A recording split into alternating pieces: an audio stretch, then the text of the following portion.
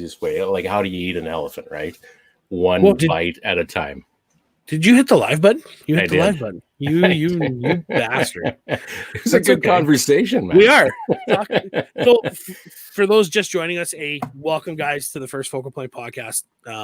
We don't have anything really prepared. We're just kind of gonna bullshit like we normally do, but we're gonna start changing our format, I guess. But we'll get into that later. Well, yeah, we'll go back to what we were. We didn't have anything prepared for this week, and because we were both busy and we were both crazy, and we tried to get a few different guests on, but they couldn't make it. Yeah. Corey, how are you, Corey? Geez, I haven't seen Corey for quite a long time. Last time I saw Corey, I got a bullet swaging die from him, and I still haven't figured the goddamn thing out yet. So I should probably give it back to Corey. Just gonna say, lots of lubrication. He knows where it is. So yeah. But we were just talking off air about, I was watching. I had a holy experience without getting into too much details this afternoon. I watch Meat Eater a lot with Steven Rinella, the great show on Netflix, 3 seasons on Netflix. It's awesome. But I specifically watched the 2-part episode of the new season where he's out hunting mule deer in Wyoming, in southwestern Wyoming, in the mountains. And my first thought is, holy shit, that would suck. Especially if you got something, if you got a big buck and you shoot it and it's on the side of the hill, and you got to be careful when you're, you're gutting it, because one wrong move and that thing could slide down and go down to the base, and then you're really gonna have a bad day. But yeah, and you'd be kicking rocks, literally and figuratively. Yes, but then I'm like, but then unless you got a big party with you who are helping you, you could. You're gonna have a hell of a time. You're gonna pack that thing out. Albeit a mule deer, you're getting, a bigger one, probably 150 pounds of meat. But still, that's a lot when you're on a 40-degree incline consistently, and you're going to walk 10 miles back to camp. And, but then you said it perfectly. No, you don't look at it as 10 miles back to camp. You say, I got 100 yards to that ridge, and then I got another 200 yards to that ridge, and then that tree line, and then this. And I'm like, I never thought of it that way. So the next time I shoot my doe and she falls down a cliffside, and I'm like, I've only got I got 5 feet to the next grass line. Okay. And she, shit, I fell. Okay. Well, now I got 10 feet instead of like, no, I got 100-foot incline that I got to go up. You break the suck down into manageable chunks. Break the suck. Man, I'm telling you, it works. I always thought it was bullshit too. And then I had some life changes kind of thing about 3 years ago. And when it came to fitness and all that kind of stuff, eating discipline, and things like out hunting, dragging a goddamn deer for hundreds of yards, it just break it down. Break the goddamn thing down into, okay, my next goals suck, but my next portion of this trip is that bluff there, or that rock, or whatever, that snowbank. And you take a rest and get on it again. Like you said, break it down. Yeah. Well, yeah. Corey broke. What's this? You need a bigger truck and a bigger inch. Cliffside and Sask, Oscar says, yeah, there was. And I was by myself without proper footwear. Go back and listen to old Gunning Around episodes. You'll hear the story. So Corey, I need a story, or I need a story now. You broke the handle off your 6 Dasher. Are you loading like Oren Scaffle? So buddy, let's get into this. What are you drinking tonight? Are you drinking anything? I got some classic Rainier. It's a beer that's the cheapest I have at the local liquor store close to me. And I think it's $23.99 for 15 cans. And I love it. It's like a lighter beer.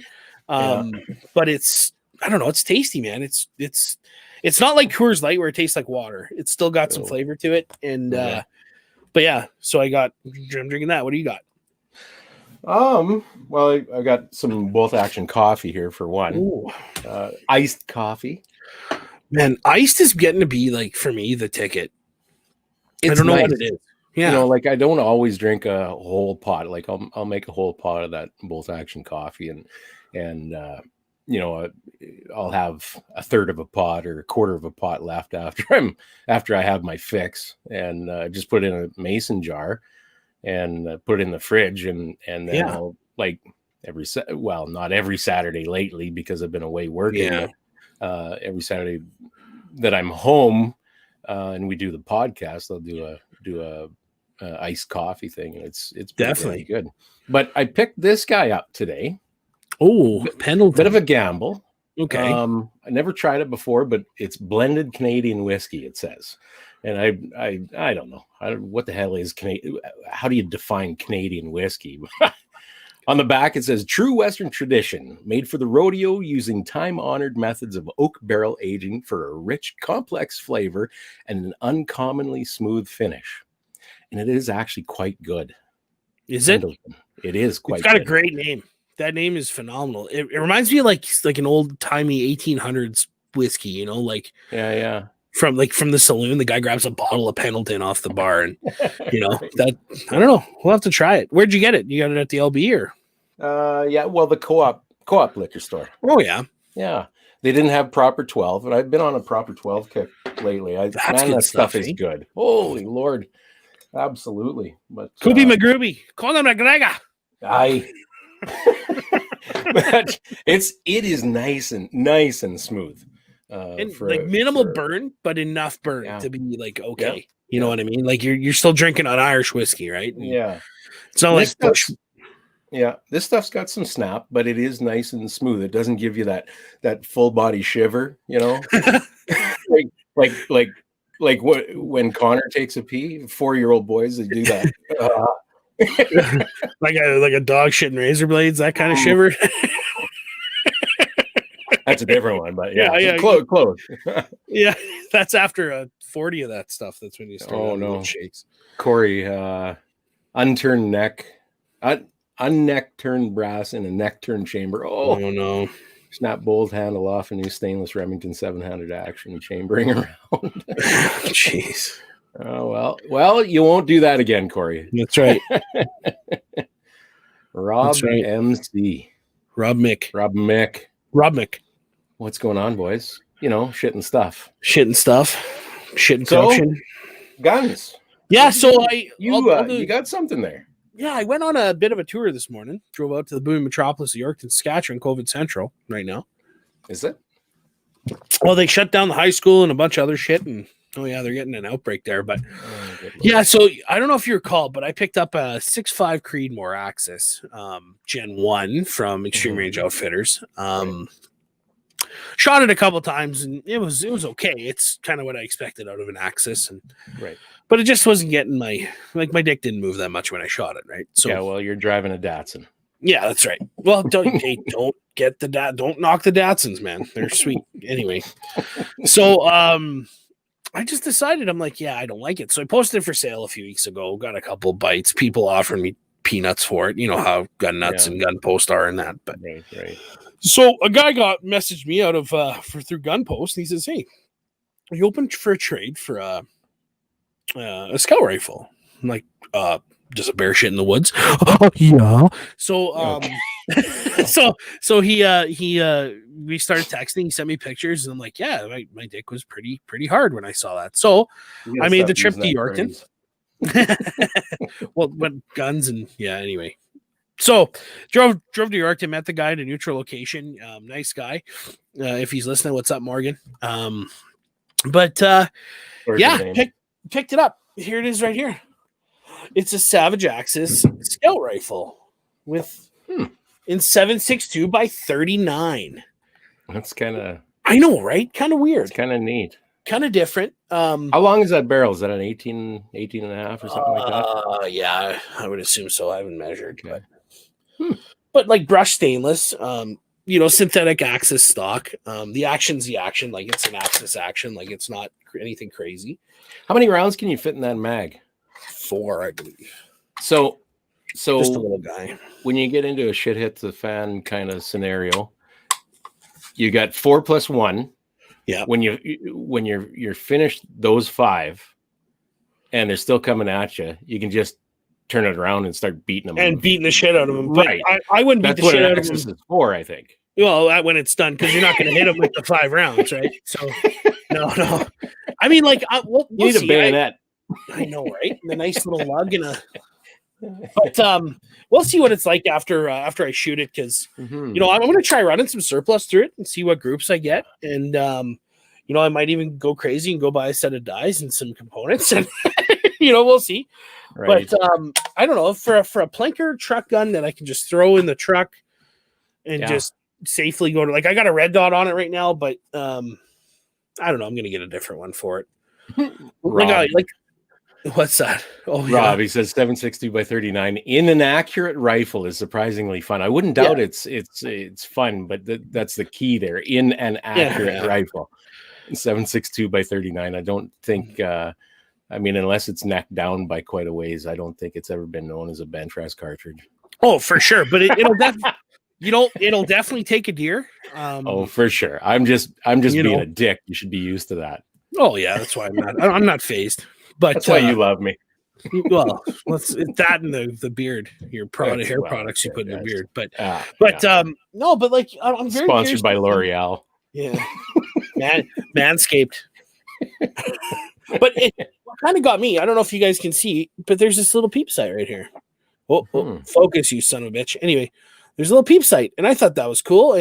But it makes it tough to see with the forward eye relief rail, the scout rail.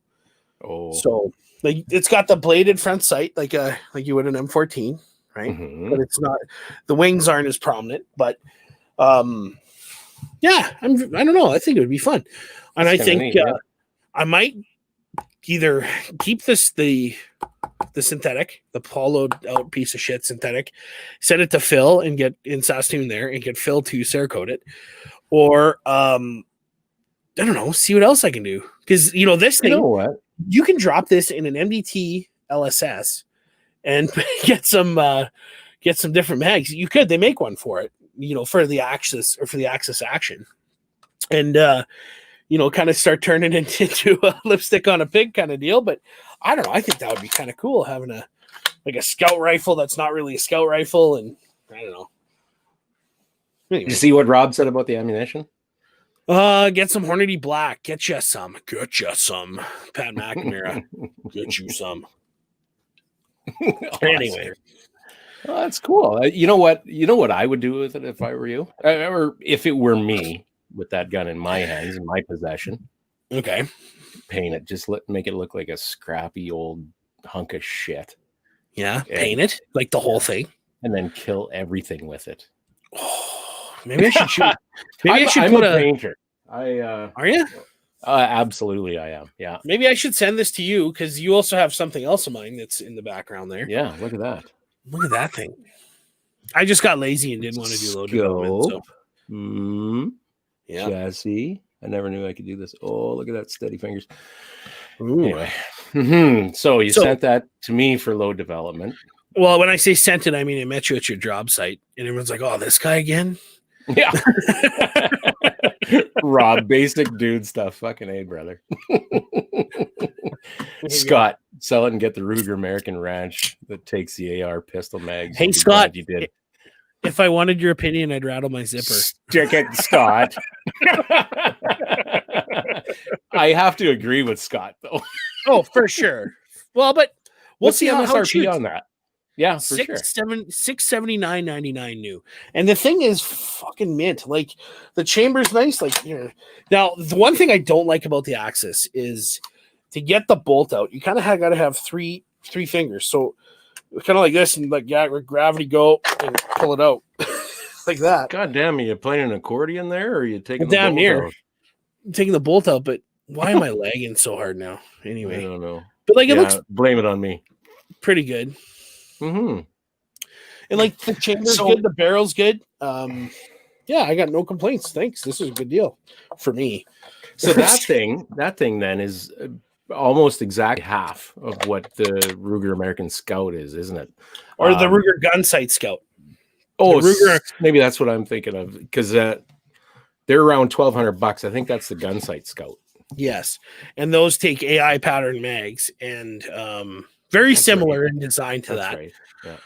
But Scott said the Ruger American Ranch, which is the Ruger, what action's that? Model It's like 77.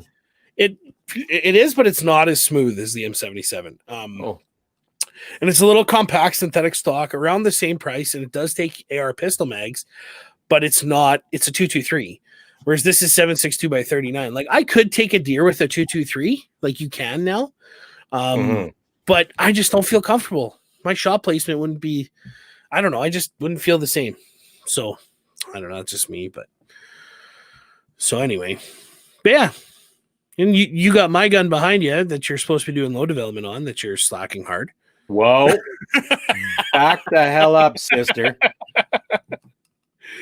Hey, did you see those groups? Like I took out that Model 70 I had in 308, Yeah. or I have, and shot that at 100 meters, and that 41 and a half grains of Varget were mint, and like 0.43 MOA was the group. That like with a point of aim, That's pretty good. dead nut center. I was just low and to the right, I think. Right, I gotta right. look. And it was just unreal. So Yeah, it was just low right of the bullseye or whatever. Yeah. oh no, I'm lagging. Yeah, you are. But you can hear me okay. There's Yeah. no lag that way. So For sure. No, nobody wants to see my face anyway. Jens, Rooster, you going out shooting tomorrow? I thought we were going Monday, Yenzi. I could probably be persuaded. However, I'd like to do up more of my 6.5 Rooster ammo. The newfound load that I did. I sent you a picture, didn't I, Sean? When I was Of the target, yeah. Look at that. Oh. Yeah, that's money. So this whole time I've been the case capacity on the 6.5 Rooster is very near the 6.5 Swede for all intents and purposes, really. So I've been kind of following that, and like everybody knows, with 140 grain bullets, it's hard to beat Reloader 22 in the 6.5 Swede. So I was thinking slower powders. I tried Reloader 26 with 140 grain AMAXs that I had on hand, and it shot well. I still have probably 50 of those rounds. And then I ran out of Reloader 26, and then good luck finding more. Yeah. Plus, didn't you just buy a whole bunch? Didn't I? No. I thought you did. I just bought 2 pounds. And I burned most of that up already. okay. So my next was Hodgdon 4831 shortcut, and I also bought. But that's not a slower powder though. The 4831 shortcut, is it? Absolutely, it is. Yeah. Oh, You my betcha. It's well, it's a little faster than H1000. Okay. But it's definitely slower than 4350. Oh well. Yeah. What do I know? I don't know. Obviously not powder burn rates. No. Friend of the show. I was talking to friend of the show, Dan Crossland, this week, and he was, "You've got this chart, right?" I'm like, "No." He's like, "Oh, I'll send it to you," and he still hasn't sent it to me. So thanks, buddy. Oh, well, I could probably send it to you. Sure. Probably have the same one. I didn't know you were looking for one. Well, I need some sort of info like that, right? Yeah, So sure. But anyway, So- so I talked to a guy in Alberta that Dennis Lair, the gunsmith Dennis Lair, referred me to. This guy out in Alberta shoots F class, and he's messed around with short 284 cases. Okay. He's got a 6 mil. And it's shorter than the 6.5 Rooster, and we were talking about this thing, and I told him about the 150 grain Sierra Match Kings that I tried, which were abysmal with 4831. So we're talking, and we kind of collectively decided to go back to the 142 grain Sierra Match Kings, like the old conventional Match Kings, which have always worked wonderfully in everything I've ever shot it in. Mhm. So that was kind of a given. I loaded them up, and he said, go back to 4350. And I tried it, and holy God, what a difference. And I'm getting 2980. Like it. Really? 2980 with what would that group be? Those squares are 1/4 inch, and it covers 2 plus about an eighth of another square. Huh. It's pretty effing small. Yeah, no kidding. Anyway, so yeah, I had a good go that way. Cool. Yeah. What else? What else? A buddy of mine dropped off 3 rifles. Oh yeah. He bought a brand new Browning X Bolt 300 mag. Ooh. And he wants me to do load development and mount the scopes and get them Me sighted first. and all that kind Me of stuff. first. I know you are. All I did was mount the scopes. So there's the Browning X Bolt, and he's got this wonderful little A3 Seiko varmint in That's 243. Oh my god! And it's a 3-lug bolt, and it's got the short 60-degree throw, and the nice little palm swell on the walnut stock. Oh, it is nice. That is hot. So there's that I get to play with, and then there's that. He's got one of those. What are they? The Remington 700 tactical. AHC. Oh, yeah, okay. 20-inch barrel tactical. Okay. And he's got a little 1-to-8 scope. That's Nice. his truck gun. He didn't go to 7.62 by 39. He went Yeah. went with a by 51. So Yeah, a little more oomph to that. yeah. Huh. So Cool. So what's 570,000 minus 264? Oh God. Let me pull up Let me pull up my my trusty device to figure it out. You said 570 minus 264, 306. That's the group that I shot. That it's got an extreme spread of 14 and a standard deviation of 6.1 at an average of 2,984. Nice. And Jens' 6.5 short action ultra mag that I've been trying to help him get to shoot. Seems to shoot best at around 3,050. So I'm feeling pretty good about the Rooster right now. Well, no kidding. With a group like that. There's that burn rate chart. Yeah. Cool. If I can find it, I'll send it to you, buddy. Just fax it to me.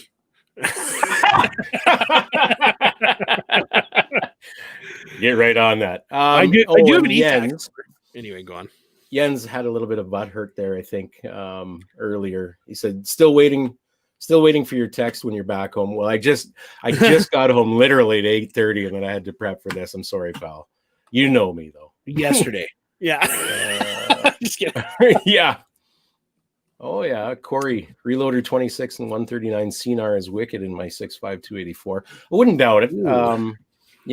There's a little more case capacity than what I got in the 6.5 Rooster, so that stands to reason. You know what? It worked well in the Rooster. I would say I hover around half minute at 100, whereas 4350 is just doing that much better. And what the hell were the velocities I was getting with the Reloader 26? Yeah. Right around the same thing. So were you putting it to the Crony or Magneto Speed or the lab radar? Jens' lab radar, yeah. God bless that man. He's got I know nice toys. Jens is a beauty. Yeah. Well, right on. Yeah. Well, yeah, and then what else? Want to address some of these things? These questions? Oh God, we got questions coming in like a son of a bitch. Who is saying 7.62 by 39 was saying, Spudman, most of the time it's surplus rifles that make the 7.62 by 39 terrible. Yeah, you're right. Oscar says, I know Eastern Bloc 7.62 by 54R ammo had grouped about 30 feet at 500 yards. Handloads will ring a ram all day long. So that's for sure. Yeah, Corey and his RL26 139 grain CNR. Oscar's saying, yeah, he's out of an SPT 40, 7.62 by 54R ammo with hand loads will ring a ram all day long. Well, there you go. I would love to get one of those, by the way. I still have like 2,000 rounds of 7.62 by 54 surplus just kicking around. Oh, really? Yeah. Oh, my God. A friend of the show, Jeremy Murray in Weyburn, gave me a bunch for Christmas, believe it or not. So, just gave them to me. Like, it was unreal. So, I got to get him something nice here. Anyway. And then Corey says 0.17 MOA at 3126 Wow. feet per second. That's unreal. No kidding. That is great. Holy Nikes. Oscar, it's actually surprising how accurate iron sights can be. Yeah, my eyes aren't bad yet. I only notice a problem looking over iron sights. Well, and I was thinking about that for this, but with the scout rail kind of protrudes a little further up, so you can't get a full blade sight picture in the ghost ring. So, she's bothering us, Kurt. Either get over here or get out of here. Scorpion, right. Get over here. What's that? Anyway. All right. Okay. See ya. Just so sweet, hey? Yeah, Oscar. Yeah, you bring the ammo, I bring the gun, and we meet up at Rooster's Rifle Ranch. Deal. Hey, brother. Did you see what Yen said earlier? We're talking about load development for years. Yeah, he's like going to do the 6.5 line. I know. You know what? I feel bad because I've been working away a lot, and I haven't spent much time with Jens's short action ultra mag, so I got to get through that project. And that's right. They're starting to stack up a little bit. Yeah, aren't they? Don't you have like 7 rifles right within grabbing distance right now that you got to work on? I'm not saying. Not saying. Totally secure. That's right. That's right. So yeah, and then I think Monday I might actually head down to my hunting area and try and scout some stuff because I never did go before. So I think I'm gonna go and see if I can find the fattest doe I can find and shoot that bitch in the face. So when does you're so eloquent? When does season start for that? I bet you didn't know I knew the word eloquent. Eloquent, yes. Sophisticated. No, rifle season is November 1st down there. So yeah, November 1st. You know, that's not far off. It's not. It's only 2.5 weeks. What's the 10th? So 3 weeks away. 2.5 weeks away. So great. So yeah, I'm not going to be staying down there though. I'm going to get up and drive in the morning and then post up before sun up and then. How long a drive is that? 4.5 hours. Oh wow. Yeah. So she'll be some long days, but I feel like if I stay with my godparents, I kind of, I don't know, impede, if that makes sense. So. Oscar says, anyone got a cheaper than Labrador suggestion on a Crony? Took my old girl out this week and told me my 40 Smith & Wesson is throwing 180s at 1,500 feet per second. Holy. Yeah, that's quick. That's, yeah. Maybe stop throwing 50 grains of tight group in it and you'll be okay.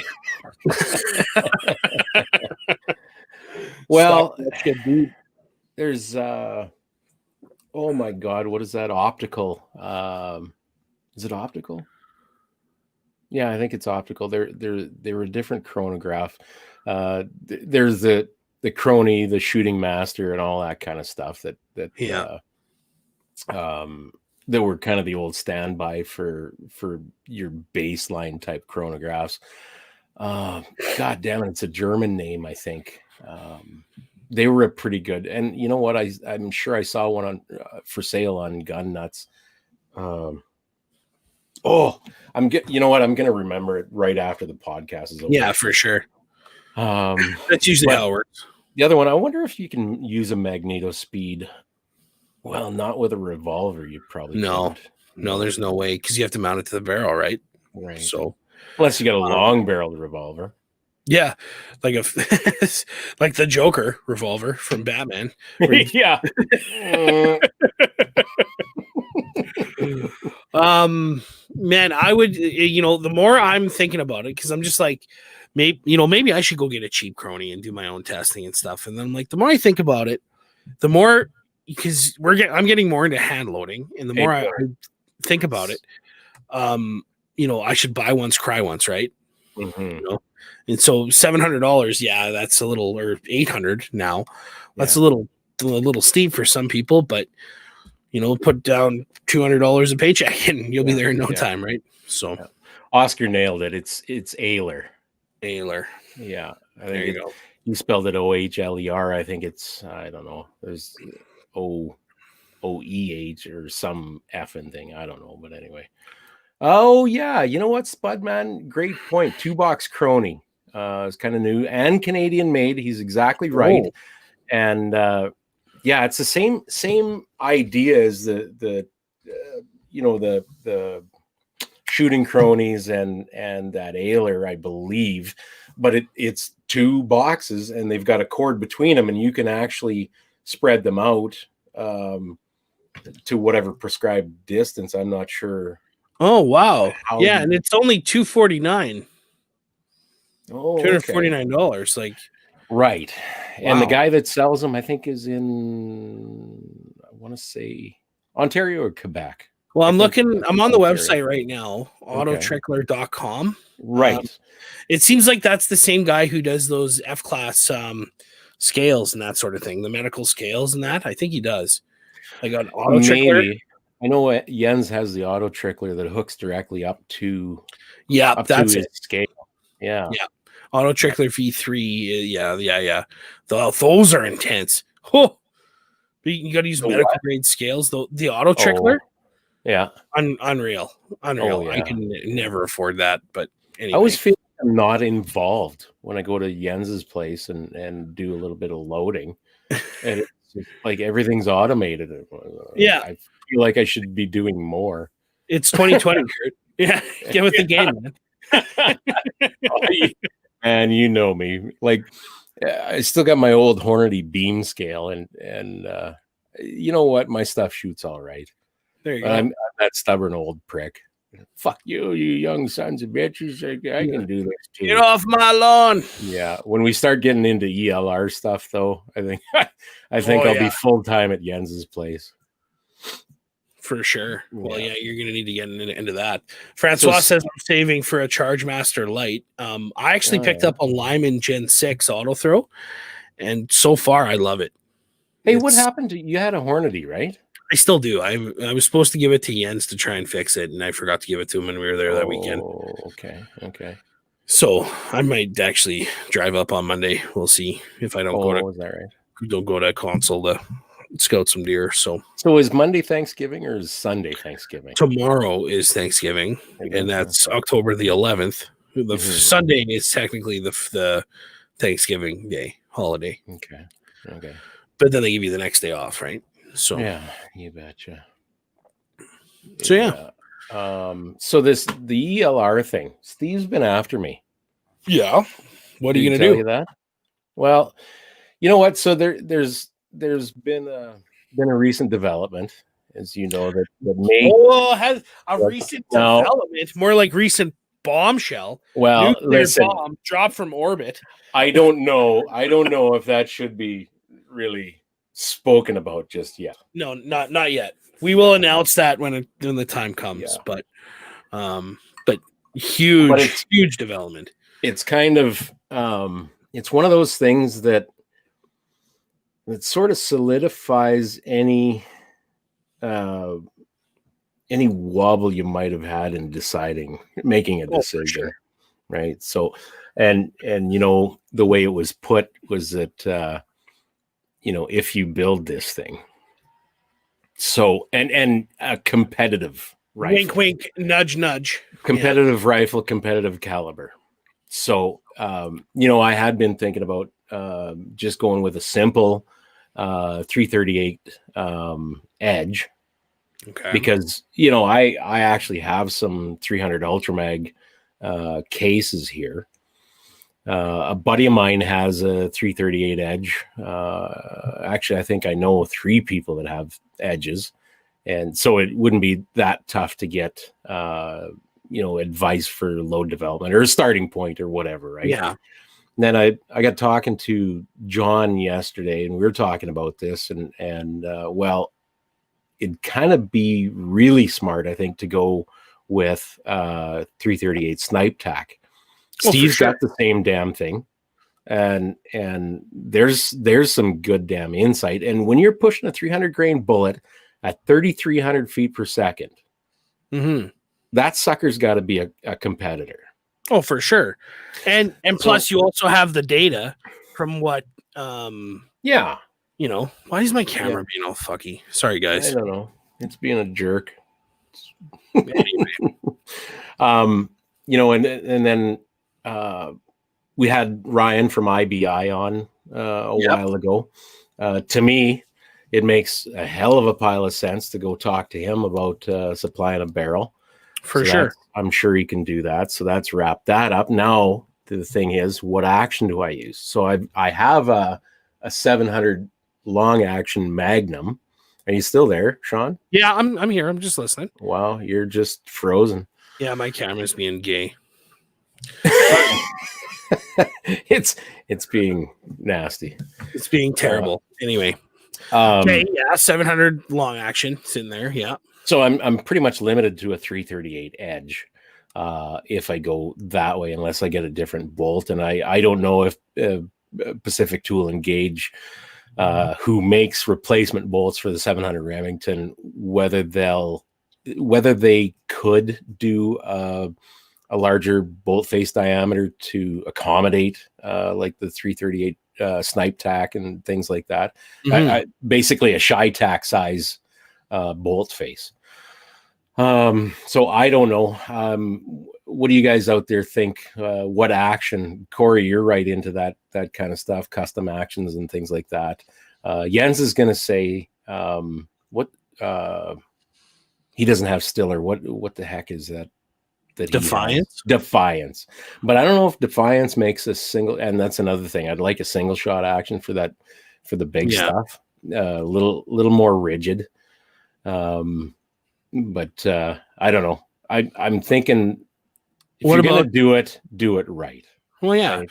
Why don't you look at like a KDEX action? Yeah, you know what? That thought had crossed my mind as well, for sure. Yeah. Like we were playing around with that one, and the one you got behind you there, and that's a nice action. That's a 4-lug lock and pull, right? But do you see this? Yeah. Thanks, Luke. Appreciate it, buddy. You know what? And this is another thing. I want to get a hold of Chase Curtis, and we need to have him on the show soon. Yeah, definitely. And so Monday's not a holiday in the States. I plan to call him on Mondays. So, nice. Oh yeah, Corey, I'd build one on a KS Arms action with an IBI barrel. That's not a stupid idea, Corey. Thank you for that. Yeah, KS Arms does the Ultimatum I think is the short action, right? I don't know what they call any of their other actions. I'm not familiar anymore with those actions. When they first started coming out, I looked into them, but that all has since leaked out. Yeah. So who's going to be your spotter then? Jens, of course. There you go. Jens and I have shot together for how long now? Jens just made look at this, Jensy. Defiance makes a single shot. Wink. But I wonder if they make that big honking bolt face. There's only one way to find out, I suppose. Just ask. Corey, where to go? 338 Norma is a Savage action with a benchmark barrel, and I have no complaints. Corey, what bullet are you shooting in that, and what kind of velocities are you getting, please? Savage action. That's a bold move, Corey. Bold move, Cotton. We'll see if it pays off for him. Oren, my 300 short mag bolt was cut from medium 308 bolt. Dennis did it. Yeah, I've no doubt it can be done, but whether or not there's sorry to cut you off. No. We've talked about the action. We've talked about the barrel.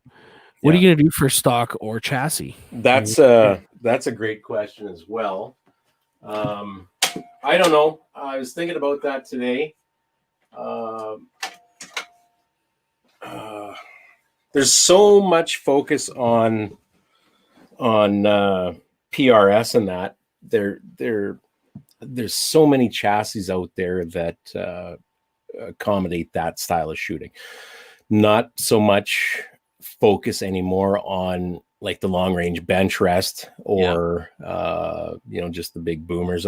It's pretty hard to beat an A5 McMillan in a long action. Or Cadex, of course, they've got their chassis that'll fit the big 50 and similar, right? Mm-hmm. So that's a contender. It's all a matter of money. And like my father always says, it's only money. Yeah. Yeah. Well, maybe we should talk to Kyle and MDT and see if maybe he's a solution for you, right? That would be, well, he graciously provided us with that XRS that's sitting behind you right now. And that's a great chassis. Yeah, that's my Bolt. Yep. That's what is that thing? That measures 8. The Bolt body measures 838. That's fairly impressive. Yeah, she's beefy.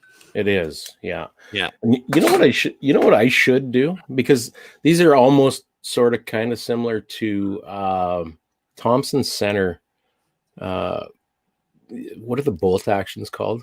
But anyways, they've got a big fat bolt like that. Through Thompson Center? With the interchangeable barrels and that sort of thing? No, not the Encore. Anyway, they're repeater bolt action rifles, but whatever. Mikey Friesen, friend of the show. If I wasn't shooting an MDT ACC, I would be shooting the new Manners. So chassis versus and stock. he says contender. Contender, Thompson Center contender. Yeah. Well, here is an incredibly valid argument. Barnard action. Yeah, if you have the bucks, that's probably part of the problem. It makes a lot of sense to go custom with a reputable maker, but budget still comes into play, Spud. Chassis versus stock. What, Mikey? What are you thinking? Are you more of a sort of traditional stock? I know you're shooting an ACC.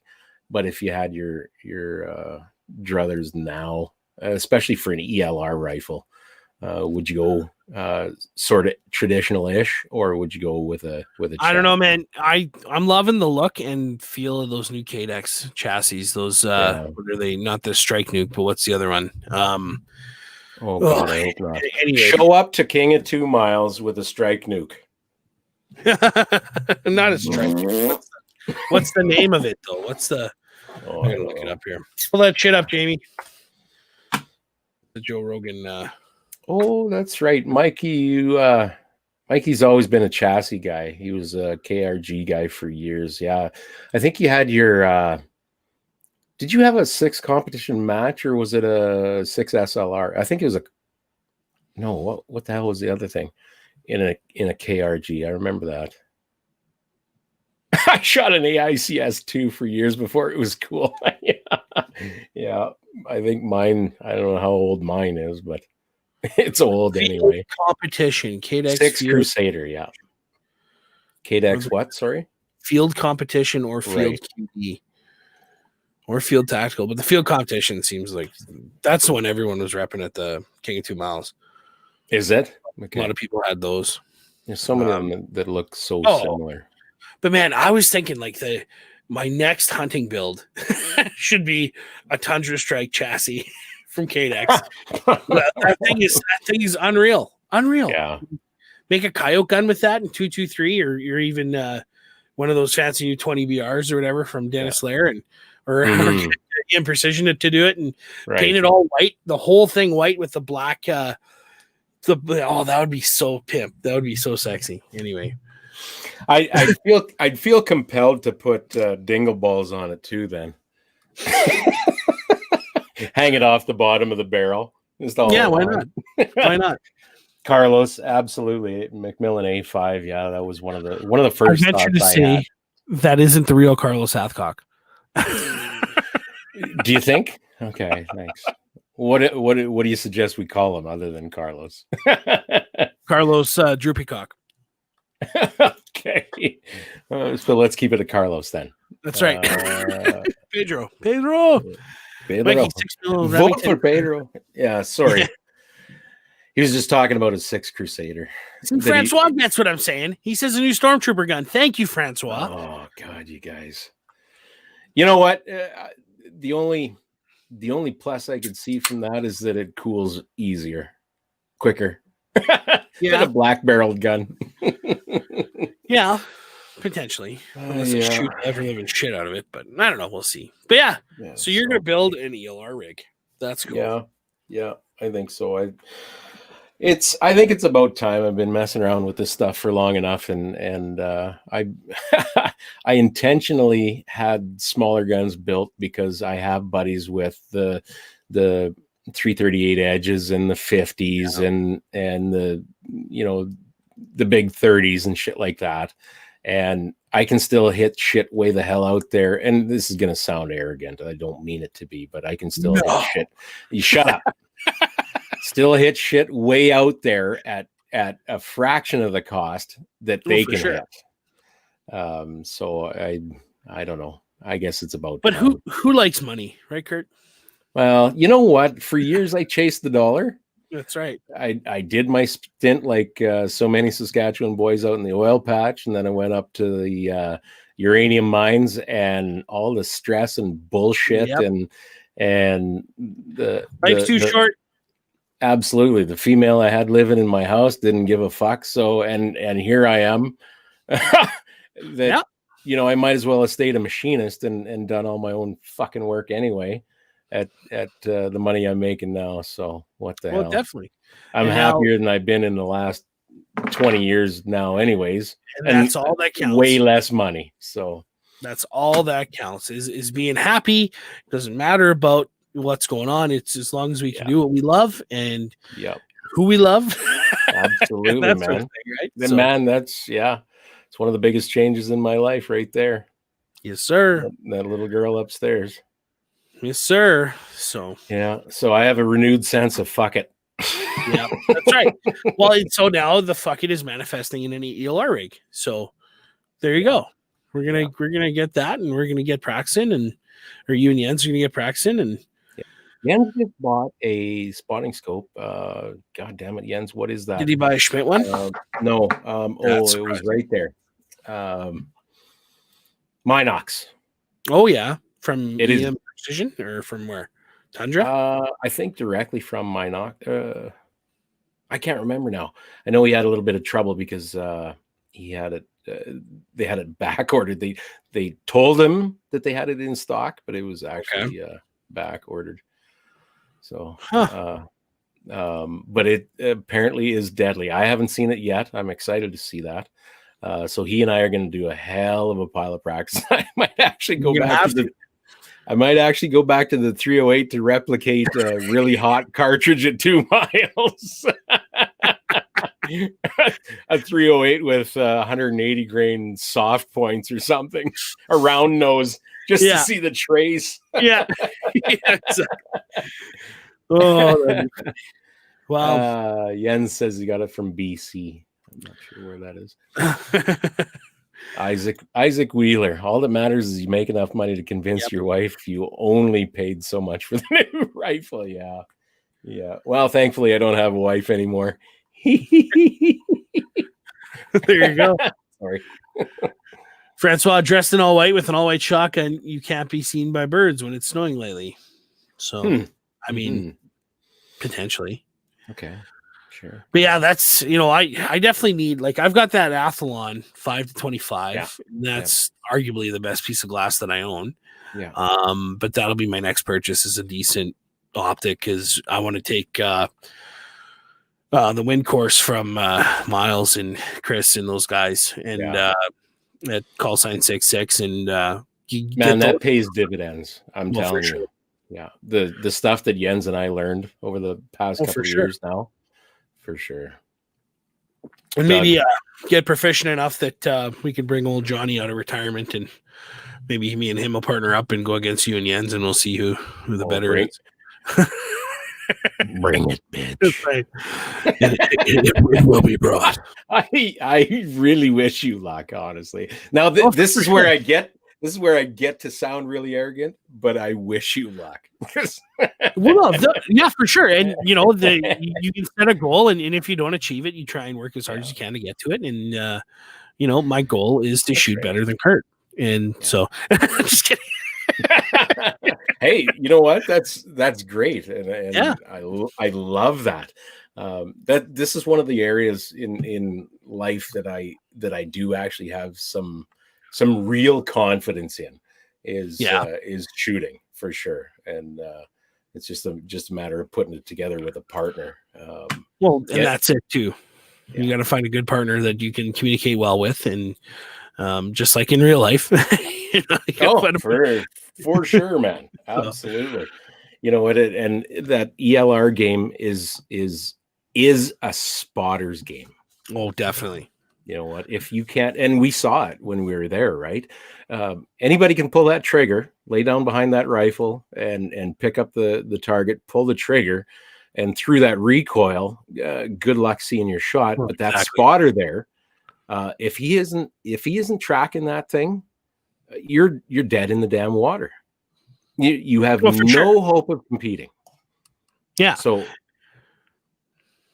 yeah, it's for distances like that, it's paramount. You can actually see and make adjustments, right? So yeah, look at this one. You know what, Oscar? That is funny as hell. Sean, if you want to shoot better than Rooster, take him shotgunning. So incredibly true. Yeah. I mean, we should do that. That's where you will humble the hell out of me. Well, we'll see. It's been a while. I haven't practiced, but we definitely need to put some rounds through that shotgun this winter at your range, and maybe get you going with some winter stuff, and maybe we'll bring Oscar out and do some quad loading and see how that goes. I just made that whole thing a whole lot tougher on myself. What's that? Because I ruptured my supraspinatus in my right arm now too. That's right.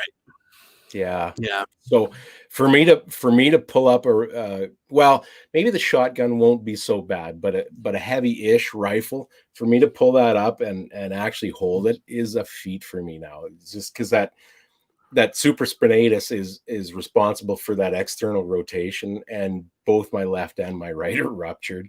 So I'm like Alvin Law. Yeah. I'm gonna have to start typing responses on the podcast with my toes, for Christ's sake. Yeah. Get one of those voice to text things. It's like, I will shoot better. Right. Next, I'm gonna have one of those things and start typing like this. Yeah. I shouldn't laugh. I'm going to hell. Well, and believe it or not, if you're shooting target loads like in a course style format or a training style format, it's not going to be too bad. Your shoulder might get like when I say shoulder, I mean your meat, like your pec meat might get a little tender at the end of the day. Yeah. But if you have a Magpul stock on that thing, right? I do. Yeah. So that's a pretty soft butt pad. It is. Yeah. So you could put a couple hundred shells through there, and that's what we should do. We should get Earl Green to come up and give us a shotgun course at your range. That'd be stellar. This guy here, Frank, signed me up for shotgunning. Absolutely. He was out there with Nancy and I the one time, and he taught Nancy quite a bit. He tried to teach me quite a bit, but there's, it's pretty hard to teach a dog new tricks. Is he talking about hunting or tactical? No, not tactical. Just like the basics. He was trying to get us familiar with the basics, and he's really good that way. And especially for a guy like me, I don't know shotguns. Like if you come through my door, I know what to do. But point in general direction and pull trigger. Yeah. Keep pumping until you're fucking out. Yeah. In the words of Clint Smith, when you're out, you beat him to death with the shotgun. Right. And then when you're out of strength, you start headbutting him with your forehead. Right. Look at this asshole. Yeah. And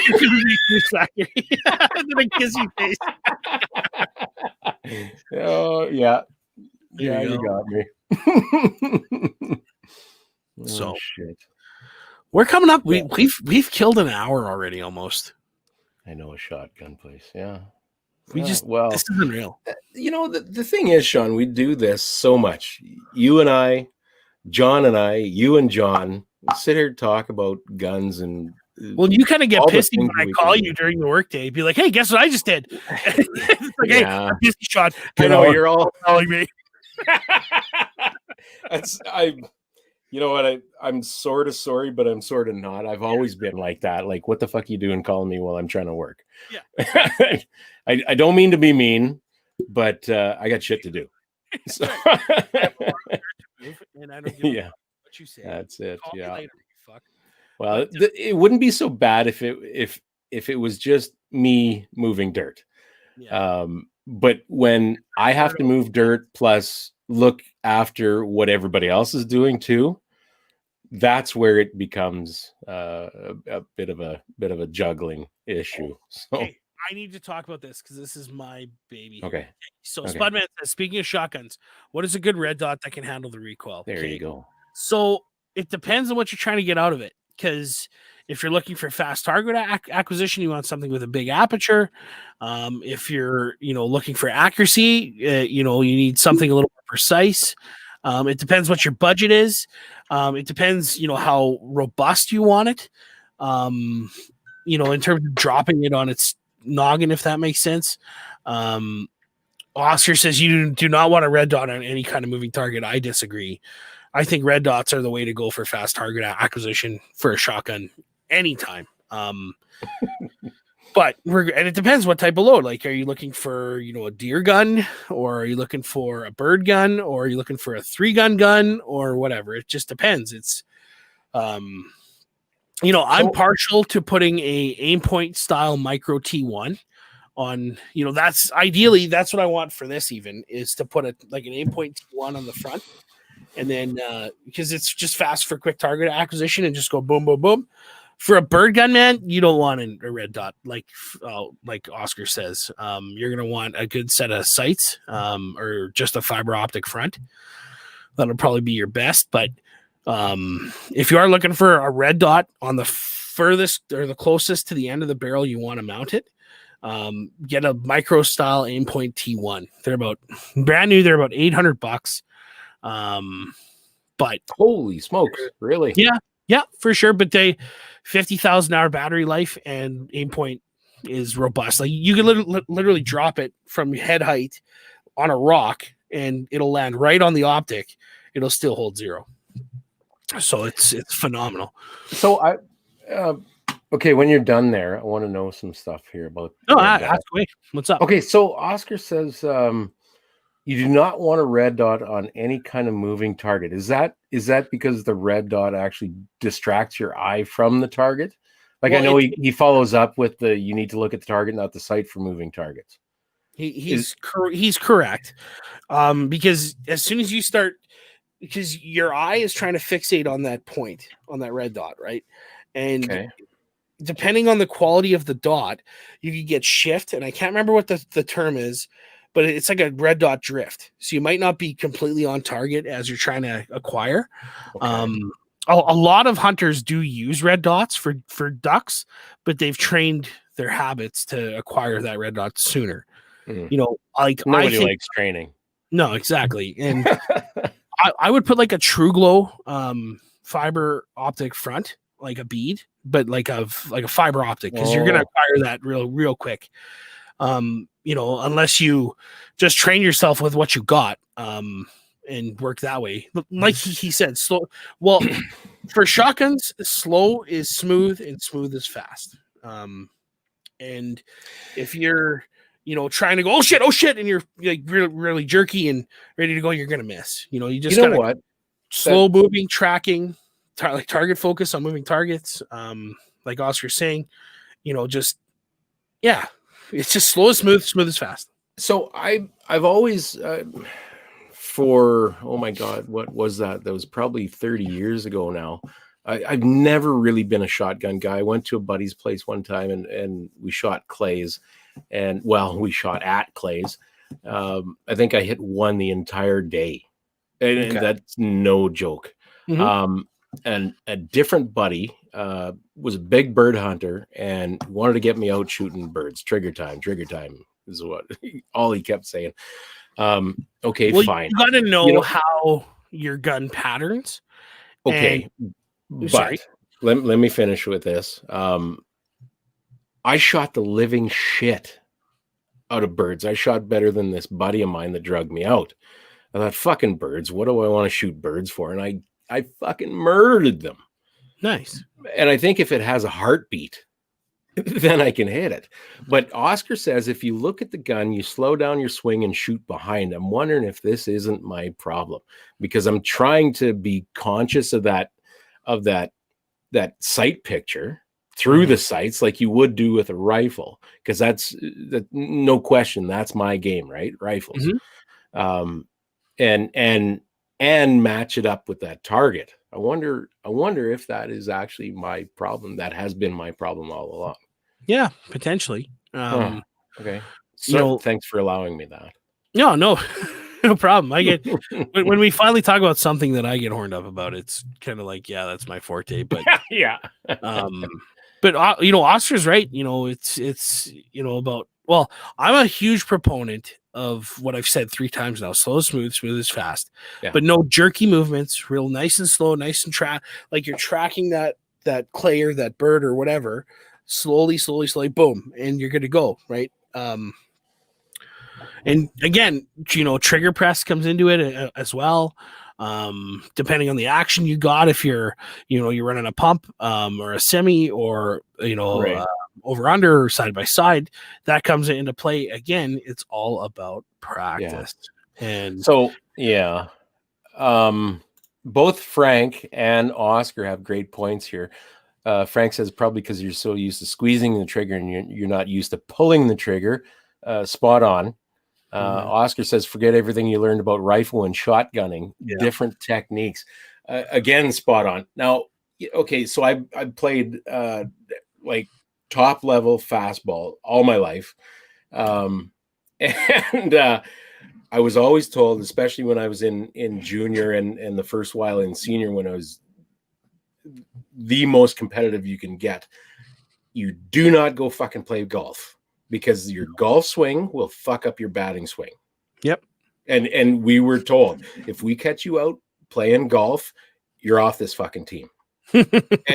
and so you're mixing disciplines, essentially. You're mixing methods within disciplines too. And I don't know if I want to pursue shotgun if I have to change my trigger control. No. And he's right, but he's not right. It depends, and it depends on your shotgun application, right? If you're only going to go out and shoot 3 rounds, I don't know. It depends if you want a tactical style or 3-gun style or bird style. I think I have to wait until the bird or the person or animal is coming straight at me or going straight away from me, and then I can shoot him with a shotgun. That's right. Yeah, I think that's good policy right there. But if you train and figure out what works for you, because what would work for me won't necessarily work for you, and what works for Frank won't necessarily work for you, right? Or what works for you won't necessarily work for Oscar, right? So see, my problem is I don't know what to train. Like for me with rifle, long range rifle was easy because I was super interested in it, and all the stuff I learned to a point. I learned myself. I didn't have a mentor or anything like that.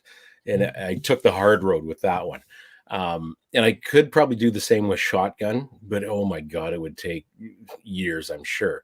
I know that Frank has offered to help. Hey, not necessarily for shotgun, like for me. Okay. When I went to 3-gun, I was so used to putting the shotgun right into that meat, like you would your rifle, right? Yeah. And I found that if I move that position from there more center into my as close to my solar plexus as possible, so that I'm looking down, I hit things way better. Well, Mikey says golf sucks. Well, golf a golf course is a poor use of a shooting range. This is my problem, Doug. This is exactly my problem. Mixing muscle memory, absolutely, because I don't have a whole lot up here It's comparing apples to oranges. Like, you're as soon as you get behind a rifle, Kurt, it's going to be like riding a bike. And the same can be said about a shotgun. You put enough practice in on anything, you're not going to take away from your rifle shooting. You're not going to take away from even your pistol shooting. You're going to train yourself proficient in multiple weapon platforms. Because like I do really need to get on the damn shotgun. It's just that most of my waking hours are taken up by work, Nancy, and rifles. That's really about it. Yes, that's right. I'm sorry, I don't have time for this. Gotta go. Yeah. Fuck off. Okay. I know someone who needs a timeout. Yeah. Isaac Wheeler.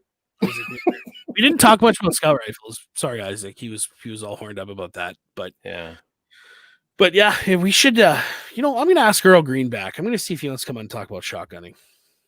That'd be a great episode. Oscar, fairly quick, and I promise it won't hurt your rifle shooting. You know what? Jens and I, and probably you, Sean, need to take another trip out to Oscar's place out there and do some of that stuff. I've heard so much about this. I need to go see it. It's a great place, man. Holy Lord. Yeah, Crossland, friend of the show. What's up, dude?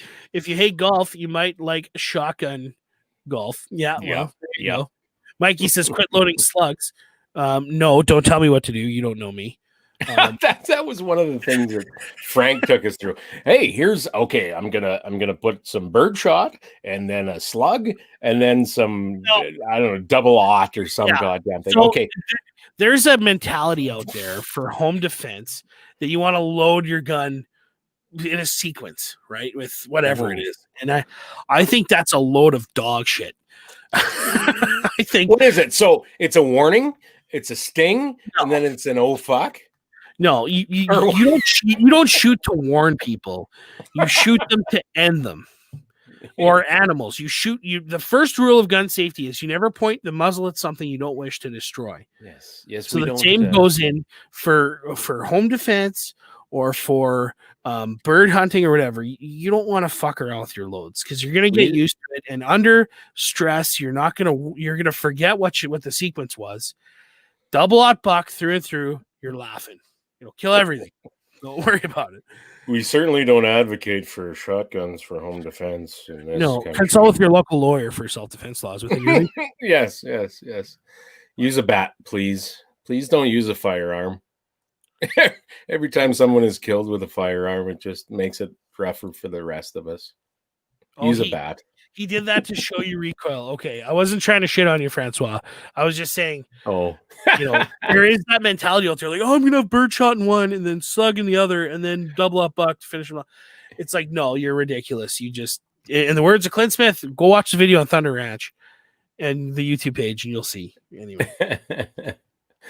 Yeah. No, like the thing with Frank when he was trying to show us stuff, I know damn well that he had good intentions and he was trying to teach, which was fantastic.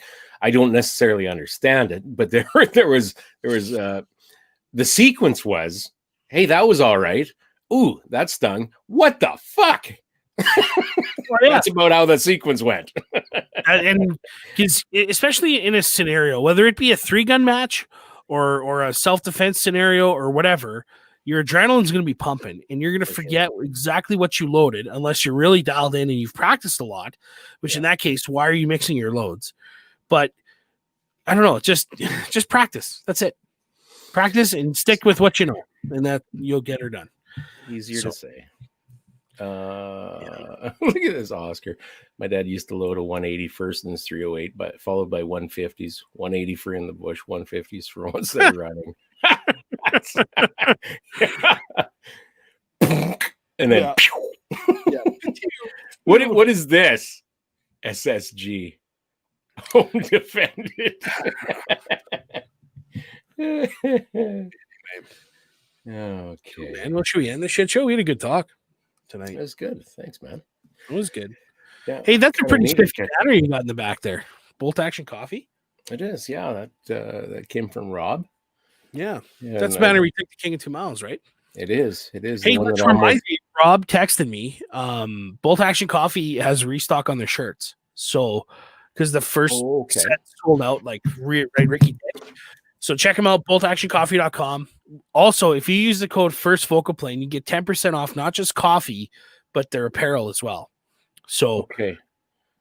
do that. So, also, what is that new promotional thing that Bolt Action Oh, Coffee? Miles, yeah, you going? messaged us. They're doing a fundraiser for. Let me find it now. I wasn't prepared. Dang it. Gosh, golly darn it. But they are doing a fundraiser for veterans. Some about veterans. I gotta look here. Where did he say? There we go. But it's coffee brewed in a whiskey barrel or some darn thing. I can't remember what the heck it Okay. was. 11th hour limited edition That's it. barrel coffee. I'm just pulling it up right now. So it's a pre-order, and it's to it's for Remembrance Day. In the 11th hour, the 11th day of the 11th month, the guns fell silent. We will remember them. So it's Kenyan coffee, light, aged in a wine barrel, and it's ranked 88 on the scale, the specialty scale. Wow. And there's pictures on their website. So check them out, boltactioncoffee.com, and there'll be a banner at the top. Pre-order now and use your code, and you're helping a good cause. I'm just trying to figure out what it's going to. Don't miss summer coffee, 11th hour. Okay, they're gonna make donations with a portion of the proceeds. Yeah. For Remembrance Day, Memorial Day, November 11th, limited run. Only 200 pounds are being roasted for Right. $25, guys. That's Yeah. and it'll be donated to veteran support organizations. So they don't specify a regular organization, but probably Wounded Warriors Canada, Got Your Six, that sort of thing. So, Mhm. in fact, I was just getting groceries, and I was quite surprised. I went to the Real Canadian Wholesale this week. Welcome to Grocery Podcast. But I walked in the Real Canadian Wholesale down on 4th and Broad in Regina, and I walk in. There's a guy from Wounded Warriors there selling coupon books. So I No bought kidding. it. Yeah, Absolutely. so just to help out, because it is Yeah. coming to that time in a month. It will be November 11th, and Regina canceled its veterans or its Remembrance Day services because of COVID. Fuck you, COVID. Bunch of fucking assholes. Now that's another thing. The local Legion halls, Regina, Saskatoon, wherever you are, because of COVID, they're not going to be able to have these celebrations and get donations. They need to raise like $25,000 per branch to stay afloat. So if you guys have, can forego a coffee in the morning or something, just, donate to your local Legion branch because they do a lot of good work. They provide a good place for veterans to go, and not just veterans, but people to go and, have a drink. And there's a great Legion Museum in downtown Regina here. Go check them out if you can. And it would go a long way, and we would see it as a personal favor if you guys go help those guys out. So For sure. yeah. Hey, kind of backing up a bit. There's an interesting question here that kind of jumped in the mix here amongst everything else. This Andrew Craig, new to PRS style shooting. What drills do you guys suggest for people to start getting their skills up? You know what, Andrew? Spotting your shot is huge. Another thing to do, another really underrated thing to do, even at 100 yards, is a dot drill, and especially under time constraint. And because that's what PRS is most of the time. I think all of the time, really, is time constraint drill stages. But dot drills teach you a hell of a lot. If you can hit even a 1-inch dot at 100 yards, like a dozen of them, something like that, consistently, you're doing really well. I've seen guys, Cappy out there, he did the best out of all of us. Remember when we were out there this summer, Sean? And he nailed several that were dead center. That's not easy to do. I'm a confident shooter, but that fucking dot drill kicked my ass. along with most of the other guys there. And we had some very high profile shooters there. For sure. Yeah, you betcha. So that also the positions. Build yourself a rinky-dink rack and shoot off it. If you can find a solid position on a rickety rack, chickadee check yourself on a rickety rack.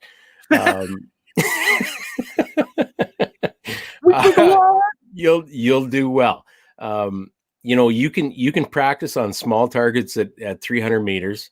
And be successful on 2-minute targets out to 800 kind of thing. Just shoot. You know what I would recommend coming into it? Dry fire is another thing. Sorry. Dry fire and take a maple seed. Take a Project Maple Seed. Yeah. Most of Maple Seed. There are some things that I don't like, but the MQT at the end, the qualifier, you're timed. It's not super stressful, but you know that the clock is ticking, and so you got to focus on your fundamentals and bam, bam, bam, bam. And I would still say take it, but Mikey, right here. Where'd he go? Right there. Dry fire, shoot from weird positions. What's that? What's that indoor optical training system? IOTS. That's another thing.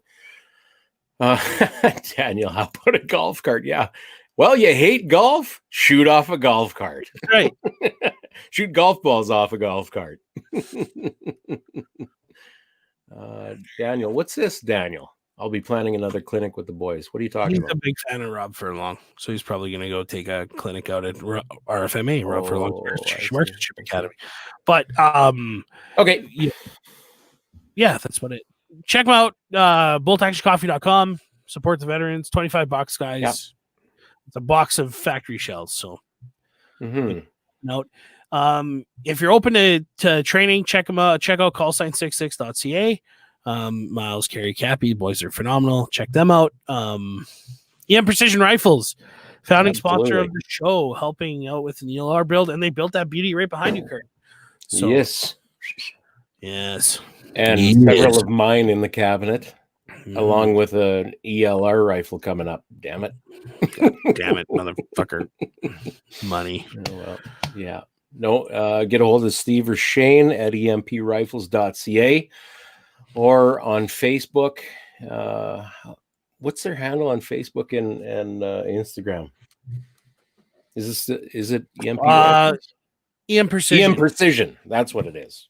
On Instagram. Look those guys up. We have firsthand experience in the quality of workmanship those guys do. Holy Christ. I've had rifles built by other people as well. And don't get me wrong, other people are good too. But these guys are, well, there's a reason I keep going back to them. And it's not only because they sponsor our show. Seriously, not. No, they're good. They're good people, So, for sure. Absolutely, they're good people. Look what they did for you for your gun. That's right. Isaac Wheeler, absolutely. Okay, I need to make a retraction because Dan Crossland's texting me. He is not taking a course with Rob Furlong, so I'm not. I was wrong in my assumptions. So, whatever. Retraction. So there you go. Hey, you know what? When we're wrong, call us on it. That's how it is. So sorry, buddy. Didn't mean anything by it. Yeah. Mikey. You have a thing for Shane? Who doesn't? Who doesn't? Look at that man. Yeah. Well, it's too tall. Yeah. I know. He does talk a lot too. He does, kind of, yeah. Well, you leave the conversation without questions. That's for damn sure. That's right. Yeah. Okay. On that note, all right, buddy. We should say goodbye. Yes. So, see you next week, guys. Thanks, you guys. Hey, don't forget, email the show info@ffpp.ca.